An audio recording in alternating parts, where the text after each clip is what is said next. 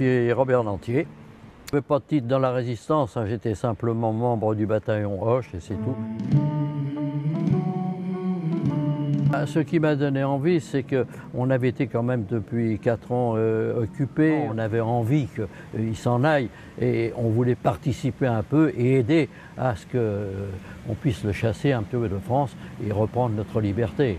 On a un idéal à 20 ans, c'est tout à fait normal, hein, et surtout quand on est jeune et puis qu'on sait qu'on a des parents qui sont encore à la guerre, qui sont peut-être prisonniers, on ne sait pas quel va être leur sort. Alors on sent qu'on a besoin de faire quelque chose.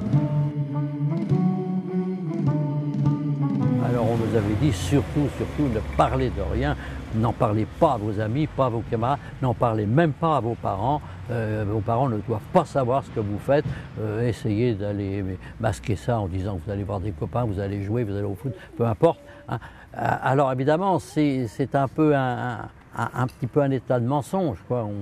On se dit, bah oui, mais j'ai ma mère qui vient, qui m'embrasse, qui me dit au revoir à tout à l'heure, et puis lui dire que je vais faire le coup de feu sur un pont, bon, on a un petit peu un sentiment d'être, comment dirais-je, un peu faux, quoi.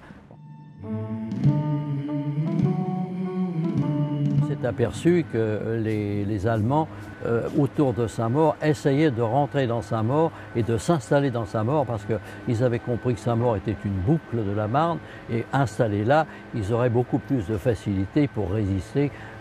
C'est pour ça qu'ils essayaient de pénétrer dans Saint-Maur, c'est pour ça qu'on était obligé d'intervenir, on a essayé de les arrêter au pont de Créteil, on les arrêter au pont de Bonneuil, les arrêter surtout au pont du Petit Parc. Et pour empêcher les Allemands de passer, il y a eu une fusillade qui a duré longtemps et un de mon copain, Cyril Pointvin, a été tué, il a pris une balle malheureusement en pleine tête.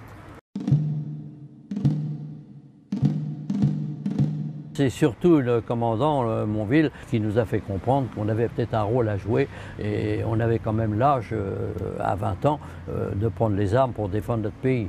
Bon, et c'est pour ça d'ailleurs qu'on a voulu aller avec eux se donner un petit coup de main, puisque moi je me suis engagé donc à la fin du mois d'août et très vite je me suis retrouvé en opération dans les Vosges. Bon, et après en Alsace, j'ai fait la traversée du Rhin et après bon, ça a été une campagne en Allemagne jusqu'à la fin de la guerre, c'est-à-dire l'armistice, le 8 mai. La cérémonie d'anniversaire de la libération, tout ça pour, si vous voulez, rendre un espèce d'hommage à tous ceux qui y ont participé et surtout à ceux qui ont laissé leur vie. Alors on se dit qu'il ne faut pas oublier ça. Ces gens-là, bon, ont donné beaucoup, certains, je vous dis, ont été jusqu'à donner leur vie. Alors il faut absolument que nous, qui sommes encore là, eh bien, n'oublions pas ça. Alors, si j'avais 20 ans aujourd'hui, c'est sûr que je le referais.